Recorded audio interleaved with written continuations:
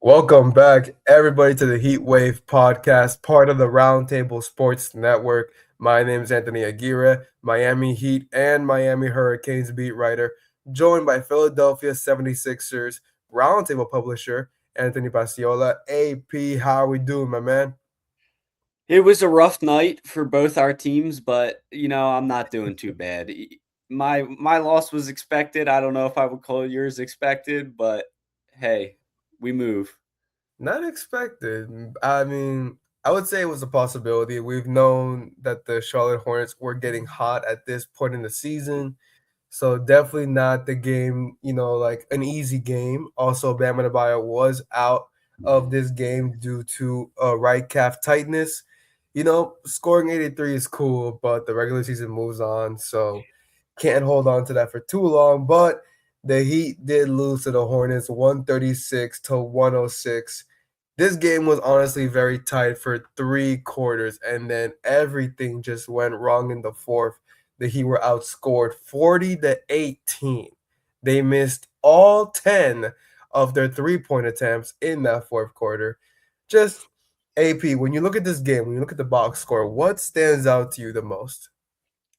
Oh, so many things, to be honest with you.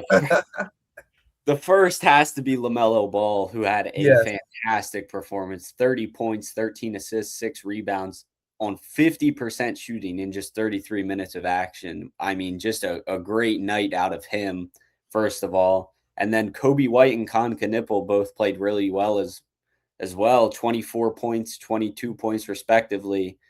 On the Heat side of the ball, uh, and I mean, there's Go there's ahead. not much good to talk about here. But one thing that I'm frustrated at looking at this box score is Khalil Ware, 7.8 rebounds on 30% shooting. When Bam Adebayo's out, I would expect him to step up a little more than that. 1000%. I was very disappointed. If anything, this is the game that Eric Spoelstra would show all to Heat fans and say, "I told you." This is why this is why he's been so hard on him, and everything I said for Spo, I truly apologize right now, but yeah, definitely a terrible night. I did not like his shot selection, especially from three. He's got a pretty odd jumper. He goes up, but his offhand is sort of already bented. So it's kind of a weird way to just go up with it. And then Keyshawn Johnson was your backup center. He's listed at 6'6", and he got you 15 and 5.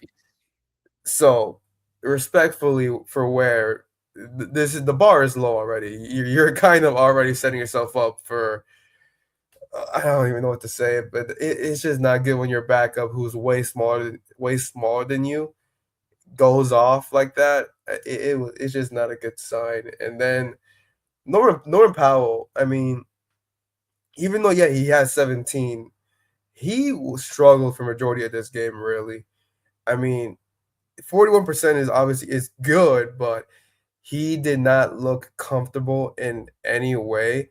This was his second game back from his groin injury, and he came off the bench against Orlando. He started in this game. He just did not look comfortable in any way. He could barely get a shot up, and like there was nothing easy for him. I'm even shocked he got 17. Honestly, Yeah. And Tyler with what, 20, 28 and 5? That's a yeah, little bit of a deceiving stat line, I would almost say. I don't think it he is. Yeah, I don't think that's as impressive as the box score might suggest. And we've talked a lot about this duo of Pal and Hero on this podcast, and I have always been someone who's very anti this backcourt duo, and I think this game proves why. It definitely does, but it also just shows, like, of course, like, well, this should be the case for Bam Adebayo Defensive Player of the Year because it just shows how bad the defense can get when Bam is not on the floor. Mhm. We've known he's the anchor of this defense since being in the league, really. But this game just showed, like, hey, how valuable Bam is. Yeah. Obviously, Norman and Powell are not going to get you stops. That's never been their role. That's never been their identity. But like you mentioned, it is a deceiving stat line, 20 and 8 and 5, simply because in the third quarter he went off for 10, but for everything else, he was mainly complaining for calls, and I did not like that. I know Tyler can get to the free throw line. He's really good at getting in the paint, getting his floater up, and he draws fouls mostly from that. But I didn't like how he was actually kind of hunting for it. Hmm. I'm sorry, but even yes, you are an all-star in this league, but you're not a superstar. You're not getting those calls consistently. You gotta earn them. And so I just didn't like that. And then Jaime, he struggled in 3 of the last 4 games. He's supposed to be your X factor, your sixth man. He finished with just 6 points, 1 rebound, and 6 assists. He only got 3 shots up. He did not even look to shoot. And in my opinion, like we know he's not a good 3-point shooter. He's a guy who mainly gets in the lane. He thrives off spinning and just again points in the paint and attacking the rim. But he looked like a shell of himself in against the Hornets. I mean, how can you go 20 minutes and just go for 3 shots? Yeah, from Hame, I would almost rather see a game like he had against the Bucks in the winner of the Bucks, where he did finish with just 6 points, but he went 2 of 11. At least he was shooting the ball. And that's kind Yes. of what you need from that guy off the bench. So, Yeah. I Again, mean, it was Keyshawn Johnson who really stepped up off the mhm, bench, but and I like Keyshawn. He's really good. He's athletic.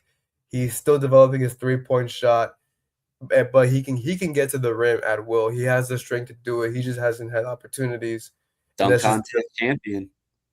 dunk contest champion. Yeah, he's shown he has great athleticism, but if he's your leading bench scorer, I think that's a concern. Just because it's just not going to come in a win, and we saw it tonight. And then also, I want to shout out Ethan Skolnick from Five Reasons Sports, mainly because in the first half of this game, he tweeted how LaMelo Ball has never shot 40% against the Heat in his career. 30 points on 50% shooting, by the way. And then you add the six rebounds, you add the 13 assists. I mean, this guy has the most unorthodox shot in the league. He doesn't need his feet set at all. He just goes up He and just just throws shoots it up there and it anything. goes in. Yeah. He's got a weirder shot than campaign almost. That's a tough ask. I don't know That's a about tough ask, but it gets up and sometimes it goes in, and he's got the mega. Yeah, he has to have like the most green light in the league, unless you're talking to like Michael Porter Jr. yeah. It, it is what it is, but also an important factor for the Heat. Andrew Wiggins has been out due Mhm. to a toe injury for the last 6 games, including against the Hornets. AP, just talk about what the Heat are missing these last 6 games. I have always been a Wiggins guy, actually. I'm someone who finds him to be I like guys that contribute on both sides of the floor, put it that way, and I think he Mhm. does that. Sometimes more than he gets credit for, I would argue. I mean, his stats are never gonna fly off the page. Like, looking at the games before he went out, 8 points, 13 points, 12 points, 18 points, 16 points, but it's a very similar job to what I envision Paul George doing for the 76ers. I have not watched as many Heat games as I have 76ers games this season, of course, but Paul George really contributes through his defense and his secondary scoring, which is what I kind of see Wiggins doing the same thing for the Heat. And you don't realize how crucial those guys are to your lineup until they're not in your lineup. And we've seen it with Paul George's suspension. Like, the defense has noticeably taken a step back. And I think the same can be said. Obviously, without Bam last night, that's one thing, but I think Wiggins contributes a lot to that too. Absolutely. I mean, when you're missing already your first defensive, uh, like the guy who literally holds it down. Sure. I mean, a guy like Wiggins, he can at least provide you some stability. Obviously, he wasn't there for it. There's no timetable on his potential return. I mean, Not and there's no who could fill that void. I mean, definitely not Jovic, who did not play in the game against the Hornets. So that's gonna be it's gonna be so tough right now. And AP, we're at a crucial point in the season where every game matters. Yeah. Literally, the Heat are just a half a game behind the Orlando Magic. They're only half a game above the Atlanta Hawks, who've won 10 games in a row, by the way. And have moved That up is a whole 1 seed in the standings. Congratulations. Yeah, it's a battle. It's a battle to the finish. I mean, you're talking about three teams in the Southeast Division battling in the play-in tournament. Just like let's talk about just like the significance of the rest of the season because it's a race. The Sixers are in this race as well. Mhm. Just like how do you envision this all playing out? Do you think the Magic stay at 6, or do you think one of the four can actually maybe squeeze out of there? If anyone squeezes out of there, I actually do think it will be the Heat. I can't see Philadelphia pushing their way out of the play-in tournament just given all the injuries. Atlanta is just still Atlanta. They're the definition of mid. I don't envision them, even though they've won 10 straight games. I know it's crazy to still call them mid, but I will sit here and still call them mid. Mhm. Um, I think the Heat have the best chance to move up if anyone does. Now, if the Heat move up to 6 and they go play the New York Knicks in the first round, I think they get killed in probably 5 games. Mhm. That's just the reality of it, but Yeah, let's just call honestly, it I like would, this. given everything that's gone down this season and the fact that they just kind of are okay sitting in this state of mediocrity, a first round playoff exit as the number 6 seed, there's worse results out there, I would say. There are worse results, but honestly, I think the Magic will stay at 6. I know they've had their ups and downs all season, but they are peaking at the right moment. You're seeing Paulo Banchero. I had questions about him earlier this season. I know he dealt with injuries, but there were games where I kind of thought, where's the effort that we see from Paulo? Where's that motor? Because that was one of the reasons he came out first overall in his draft class was his talent, of course, but also his motor, which is not always found in many lottery picks. But so I was questioning where was that, and then Jalen Suggs, who's had a pretty healthy year, so I want to give credit to him. Desmond Bain has found his footing as well in Orlando, his first season there. So I think they're gonna stay there. I mean, they just beat the Heat for a fifth straight time this season. Talk about going 5-0-5 against one opponent that you're supposed to dominate most of the time. So I think the Magic will stay at 6, and then for the Heat, a potential first rounder against Boston. I am not too happy about that. Yeah. Even though with Tatum just coming back, I'm still a bit iffy about what version we'll get of him in the playoffs. But at least the Celtics have their star punches. They have guys who have proven themselves in the playoffs, proven themselves in the championship run. Meanwhile, the Heat, we are now in the first full season without Jimmy Butler. That was really your firepower for most of those playoff runs. And now you don't have that no more. And I mentioned this before. I don't know if I can trust Bam as your first option. I most definitely do not trust Tyler as your first option. And Yeah. then for other guys like Norman, and I know Wiggins was great in that Warriors run, and then but when it like got for guys like Davion Mitchell, Khalil Ware, Pell Larson, Simone Fontecchio, even just what do we get out of these guys in the playoffs? I genuinely don't know, and I'm not too confident in some sort of Cinderella run.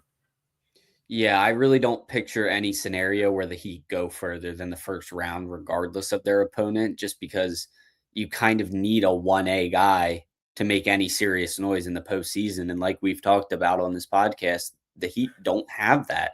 Sure, Bam can go score 83 points in a regular season game and haul them to a win, but I don't see him doing that through a 7 game series. And like you said, Tyler Hero, you definitely can't trust him as the number one option. He just hasn't proven that. And until he proves that, there's no reason to believe it. Even if he does prove it, AP, one of my biggest issues with Tyler is just I just don't. Again, he's more of a complimentary guard rather than that. I genuinely believe the Heat overvalue him compared to what they should be thinking of him. I've always viewed him as a six man. I've never viewed him as a star. I've never viewed him as a above average role player, honestly. Because if you put him on anywhere else in the league, they would not trust Tyler as much as the Heat do, probably. It's So true. I think it's just a big concern there. Um, and for Bam, again, I will say this until proven otherwise. I know Bam can get you a few games in the playoffs, but he's never shown he can get you a series. So that to me has yet to be seen. Do I think he can do it? Probably, but I just don't have that trust in him yet. So it's not too sure if it can go uphill from here, but this is the state of the Heat. They don't rebuild, and this free agency could be very crucial. You got Powell who's up, you got Wiggins who has a player option. This offseason is going to really determine where this franchise goes moving forward, man. Yeah, and I hope it's toward the rebuild. I don't think it will be, but I think that's the direction they should go. Whether or not they should go about it, man, we will see what happens in the summer. But in the meantime, this was the latest from the Heat Wave podcast, part of the Roundtable Sports Network. My name is Anthony Aguirre, joined by AP Anthony Pasiola. Make sure to download the Roundtable app for free and join all of your favorite sports communities for free. No subscriptions, no paywalls, no fees. None of that is needed. Just join and click on our articles, and that helps us a long way. Thank you so much, and we will see you next time.